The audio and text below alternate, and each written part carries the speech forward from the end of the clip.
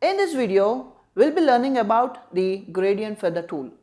Gradient feather tool is used to apply the fade kind of effect to an object by using the gradient feather tool, and this fade can be applied to its background.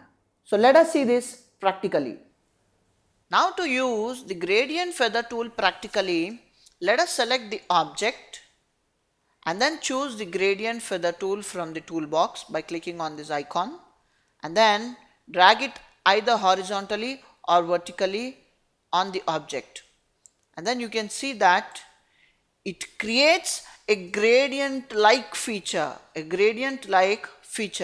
but then suppose if I draw it from top and then leave it in the middle, you can see that it is creating the gradient like feature till half of the portion, and the rest of the portion is white.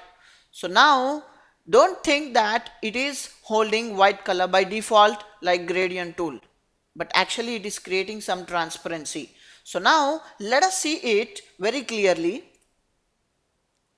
So first let me create a frame, press Ctrl D, take an image. Now on top of that, let me create a polygon shape. In this, we will apply the color. Go to edit, copy, edit, paste. We have two objects now. In one object, let me apply the gradient. You see, it fills inside the object from beginning as white color until ending with black color.